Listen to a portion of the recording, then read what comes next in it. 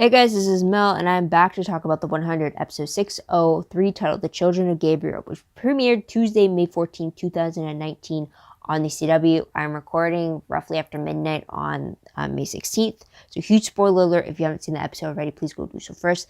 Then come back and see what I have to say about the episode. My other video reminders are up on screen, so take a moment to remind yourselves of those. I'm going to try to do this in 20 minutes. So let's start the clock and let's begin with what happened in this episode. So timeline-wise, this continues straight from 602, where all the people from Sanctum are just coming back to their village and finding our recon team just standing there as well.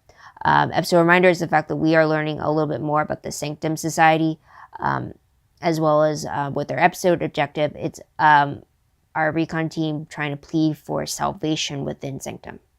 So there's that. That's the main one, I guess you could say. But the episode breakdown of the storylines picked up on two different ones. The first one being pleading our case, our being the recon team, and the second one being retrieving the transport ship. So the first storyline, we see Clark meeting with Russell Lightborn to try and plead for their spot in Sanctum. We also see the Children of Gabriel infiltrating to connect two prime candidates. Rose was taken, but Delilah was saved by Clark. As a thank you, Russell grants sanctuary to Clark and the others that are on Sanctum with her, but so only them, not the ones up in space in cryo sleep or the ones left on the mothership. They don't get sanctuary for some reason because Russell doesn't trust them after all the stories he's heard. So there's that. Second storyline, dealing with the transport ship, we see Bellamy, Echo, Raven, and Octavia retrieving the ship, though they do encounter more Children of Gabriel.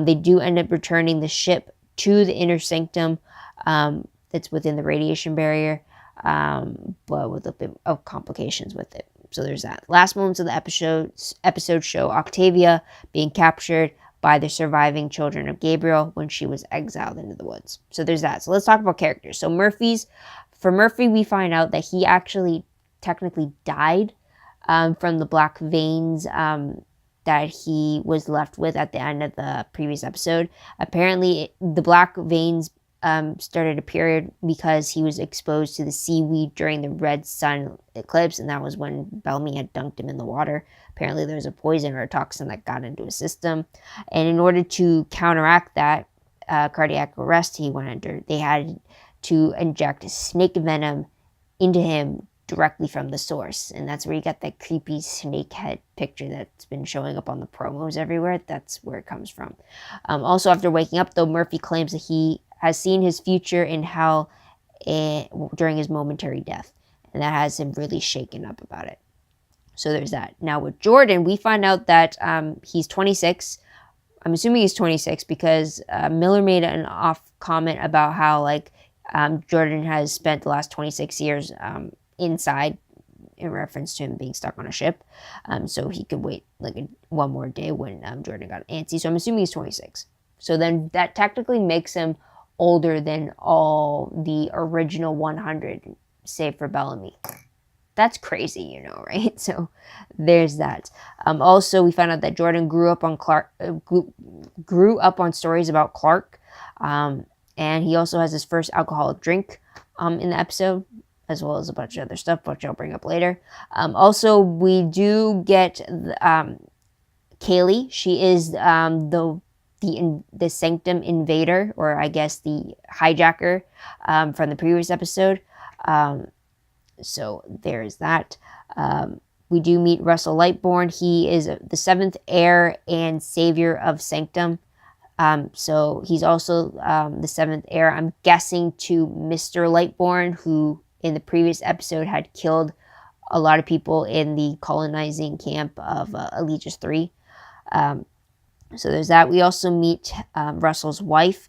I thought her name was Simone, but the wiki page has her as Blythe Ann. So that's someone there, and she's very traditionalist, I guess you could say. She really holds on to traditions. When someone doesn't refer to her husband as savior or as the king or ruler, she gets very intimidating because of it, despite them not knowing anything about their society. Is just crazy. Okay. We also meet Killian. He was the healer who revived Murphy with the snake, and he's also the one that stitched up Clark's hand. He's also one that commented on the difference between their blood, how Murphy has red blood and Clark has black blood. Don't know what they call it, but again, we call it night blood, so there's that. We are introduced to the Children of Gabriel. Now, these are people that live outside the barrier. One of them is named Xavier. I recognize him as Dr. Kalua from The Good Doctor. So that was a welcome surprise there. Also with Dioza, we find out that she's technically 6 months pregnant if you take out all the cryo sleeps that she's been under. So there's that. And we do get introduced we get mention of a dark commander named Shaheda. This is the one commander in the flame that that Maddie is afraid of. And Gaia is telling her to resist Shaheda's attempts to win favor for her. So there's that. Let's move on to tidbits. We do get the name Primes. Now this refers to the 4 original families that colonized Sanctum, Lightborns being one of them. And apparently they're the ones that have the night blood, which is a rare thing amongst the inhabitants of Sanctum. Now, the Primes are the ones that the Children of Gabriel are targeting specifically for their blood. Specifically, we only got little bits and pieces of the feud between them, but that was something in particular, how it was Primes versus Children of Gabriel. Also, we find out that after the Red Sun eclipse, a harvest festival is meant to happen, and then following that is supposed to be this naming ceremony. It's supposed to be a huge, big deal, something that they've waited their whole lives to come upon, or they wait their whole lives to participate in this naming ceremony. So there's that. We also find out that the second moon is only seen a few minutes every night. So that's something there. And they showed it beautifully too with the cinematography for that. It definitely expressed how having the 2 suns and 2 moons is quite a sight. So there's that. We also see that while Jordan attempts to be friendly and kind of like make a good impression upon Delilah by telling her all these stories, he doesn't know that Delilah is now relaying these stories back to Russell, and this is why he first condemns Clark and the others, because of all these stories about, especially like with Mojada and like all the wars and stuff. And then Jordan shared it, not thinking that could be a disadvantage to them finding a home. So there's that. We also have Russell exiling Dioza because her name is in their history books beside Hitler. So that's something there. It's a little tricky to remember that she's a terrorist. So there's that. We do see Gaia teaching Maddie how to control the flame and trying to get to the point where she would easily call upon the commanders within the flame for guidance without such restraint or such struggle, I believe. And that's where we learned about Shaheda. So there's that. We do see Clark reacting to seeing a dog for the first time. I'm pretty sure it's the first time she sees a dog. I mean, we know that she's seen horses and like wildlife back on Earth, but I don't think the normal pets we're used to were any options for her to see. We also see Clark wanting to keep Maddie's status as a Nightblood a secret as far as she's concerned, and she asks everybody else who came down with her is to let the people of Sanctum believe that it's just Clark that has it. So there's that. Though I'm wondering if they're going to question, if Clark has it, why doesn't her own mother have it, type of thing. Unless they're going to assume that it was from her father that she inherited or something. I don't know. That's probably going to be an issue later. So there's that. Also, we do see Russell and his wife speak among themselves about the probability of Dioza siding with the Children of Gabriel and how a war could ignite from that. That's how much of a reputation she has. And yet they still exile her, which is not smart. So there's that. So let's move on to ship status very quickly. For Bellamy and Clark, we do see him advocating for her as their leader when Russell wants confirmation of whether or not she is the leader or not. We also see him keep his promise to her about bringing Maddie back to her safely. So that's something there. With Raven and Clark, though, we do see Raven having beef with Clark. She definitely doesn't see her as being leadership material anymore. So there's that. I don't know if that's specifically because of like what happened with Shaw and his death, or if that is really because of like Clark's betrayals within Eden, or if it's something more after that. So there's that.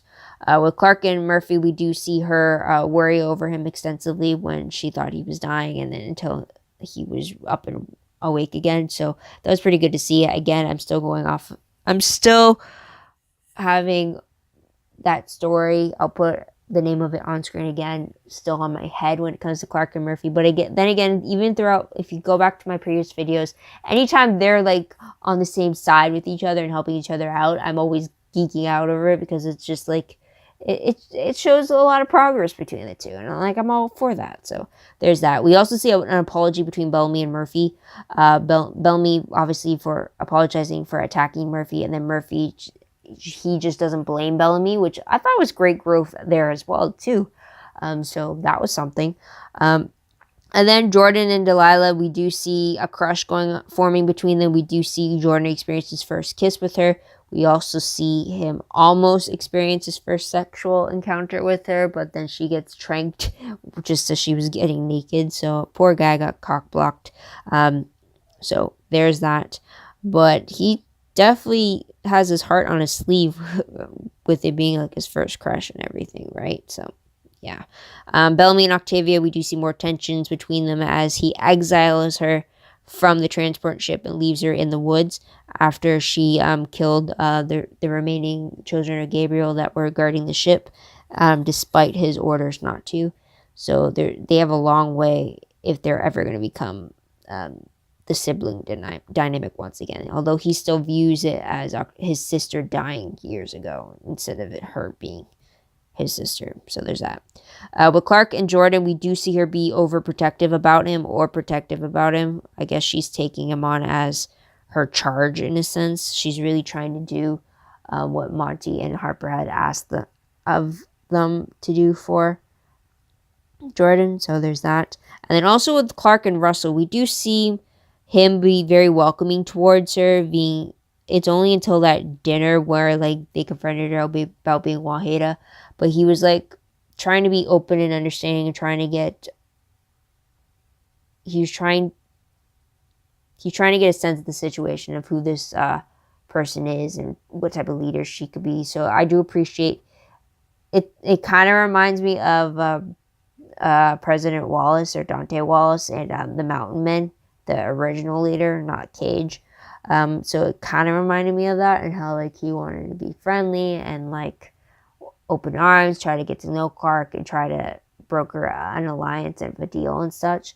So I'm hoping things are going to be good with Russell, and he's not like it's not like there's a secret within Paradise, but we'll have to wait and see about that. Moving on, most shocking moment of the episode, I think it has to be the fact that there are people living outside the radiation barrier, which actually forms a dome around that weird mountain thing. I didn't expect that. I thought all the survivors in Sanctum lived within the barrier, which would kind of show like it's a small population, but then to find out that no, that's not the case. That's probably where the huge divide is going on within Sanctum, so I was surprised by that. So there's that. So let's move on to top 3 favorite moments. First one having to be Bellamy and Clark for sure. Could you blame me? Specifically where he is the one to quickly advocate for her as their leader, saying like, yes, she is. She speaks for all of us type of thing. Immediately putting her in that position. On the one hand, I really like it because like it's showing his trust of her to fulfill that role. But on the other hand, I kind of miss the whole cold leader thing that they did their first time on Earth together. So I missed that situation there. But I do understand how like he had to give her the full leadership title so she could stay and work on negotiations while he went back to get the transport ship and to go get her daughter, pretty much. I just missed the co-leadership thing between them, but I do love the fact that he pretty much voted her for the position immediately type thing. So that was awesome. And then another thing that was a favorite was the fact that he kept his promise to Clark about Maddie and how he'd bring her back to her safely. So I do appreciate that greatly.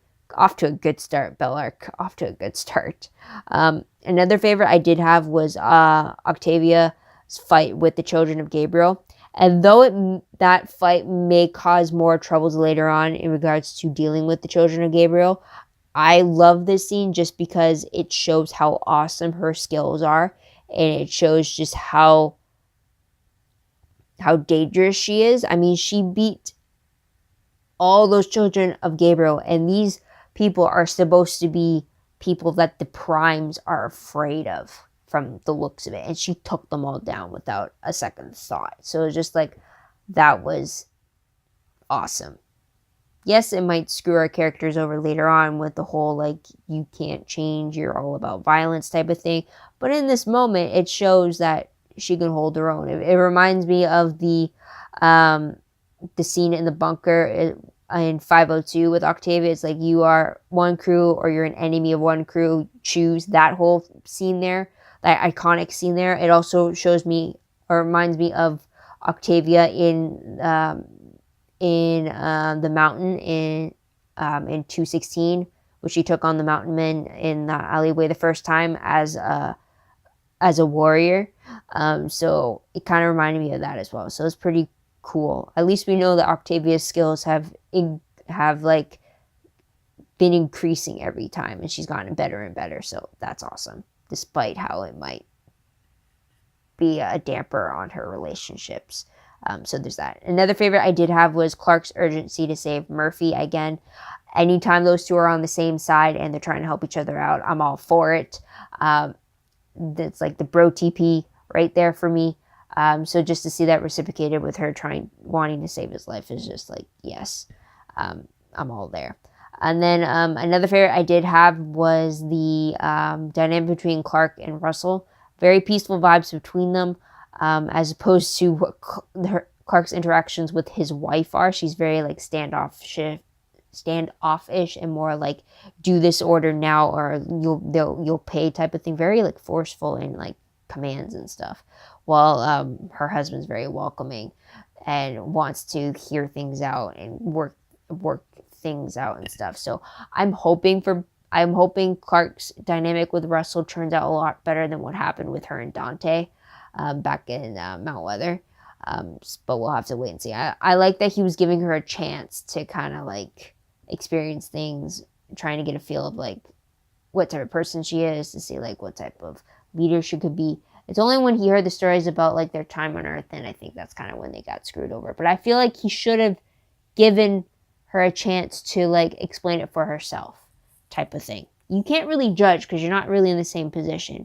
I mean, like, seriously, like, after the episode ended and I was rethinking about my favorites, and it was specifically about this favorite, I started having a fan fiction combo going on in my head. It's like, oh, if only this scene had gone like this, if only Clark was able to explain more about what she was being accused of and kind of paint the picture of, like, well, we were at war.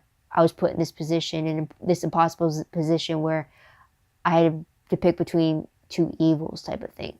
So it's just like, you can't judge me for making my decision when you've never been in that position. And that's specifically true because, like, these people in Sanctum, I don't think they've ever faced a war from the looks of it, or not to the extent that Clark had to be put in that position. So it's like, it's not fair for you to make a judgment call when you've never been put in that position before, right? You know what I mean? Especially in this situation. So it's like, yeah, I had a very long conversation. It sucks that I don't remember the specific words. That's usually my trouble. Once I think of a conversation, and if I'm not able to write it out immediately, then like it's gone for me afterwards. It's like, great, thanks. But anyways, I'm getting off topic. So let's move on to top 3 peeved moments. I'm a little peeved that Diyoza was exiled, yet they had... Okay, this is my thing. I understand why they cast Diyoza out, but then to also have this fear of her running into the Children of Gabriel, which is their enemy, and siding with them, and then which would ignite a war between them. I feel like, isn't it that a stupid move on your part to still exile her? I mean, if you fear her making an alliance with your enemy and making things a lot worse, then why not just keep a closer eye on her? Why not have her still within your barriers so that you can still keep an eye on her if you're not going to lock her up, because I doubt they're going to lock up a pregnant woman, right? So it's like, why not just keep her, like, keep your enemies close, keep your friends close, keep your enemies closer, right? If you have so much fear from this woman, why are you setting her free where she can easily come across your enemy instead of keeping her close to the chest so that you can watch her every move? Like, that was a peeve of mine. It's like, you have so much fear against her and yet you're letting her walk free. It's like, how does that make sense? So there's that. And my second peeve was pretty much what Bellamy did to Octavia. He exiled her as well. And it's pretty much the same idea with Diosa. If you have so much worry over the fact that Octavia is going to make things worse, then why not keep her close to you so that you can make sure she doesn't? Which is kind of where Echo's mindset was going about as to why they brought her along. So it's just like those two very similar peeves there. It didn't make sense for me. But let's move on to random questions very quickly. The first one is, why is there a war between the Primes and the Children of Gabriel? I know I'm not going to get the answer until later on, but it seems like something must have happened. And they keep name dropping all these things that are supposed to be significant. And I'm like, what the hell is this supposed to mean? It's like, what does this mean to them? How is that going to affect our people? It's just like, I want to know answers now so soon in the gate, but I know we won't. So there's that. Next question. If Russell didn't initially want Clark and the others to live within the barrier, then why not just teach them how to survive the outside of the barrier, and have them live the way the Children of Gabriel do, and then send them on their way? Or why not just share the land within the barrier and just say, like, okay, this is your section, stay within it, and, like, don't contact us, right? Why not just be neighbors and keep the people separate? Or kind of like how, like, on Earth, they had, like, the tribes having their own section, and, like, or like, the Grounder tribes had their own section, and then they only interacted with each other for, like, trades and stuff, right? So I'm just wondering why something like that couldn't have been done instead of going through all of this extraness and have it like, oh, you can stay. It's as if, like, we're deciding if you can live in the castle or not. It's like, no, just give them a little house in the village or something, or just have them in, like, the outhouse even, or, like, the worst house there, and just, like, have them, like, prove themselves or something. It's like, why kick them out? If you're all against violence, why kick them out? Because, like, then isn't that going to instigate more violence? Right? I don't know. But last question. What happens to the other people waiting on the mothership in space that Russell hasn't granted entry to Sanctum to? Because as we know, we didn't bring all of the original Sky Crew down. It was only our recon people, but there's still some awake on the mothership. So it's like, what about them? Are they just going to be stuck up there until Russell changes his mind, or, like, what's going on? Thankfully, not everybody is awake up there on that ship, so there's that. At least they've granted some time. But moving on to predictions very quickly. Based off the promo for 604, it looks like we see our characters being hunted in the woods. Specifically, I see Octavia shouting for people to run. We do see a bit of flashes of the people of Sanctum undergoing some type of party type thing. I have no idea. But the synopsis of the episode reads that Clark embraces the traditions of Sanctum and tries to make amends for her past actions.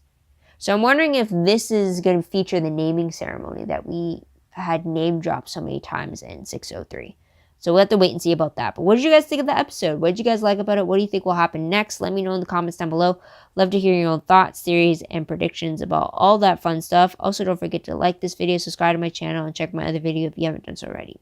If you want, check out my Tumblr page. The link for that is down below. I read blog promos, web clips, quotes, gifs, synopses, news, all the good stuff, all in one place. Again, work in progress.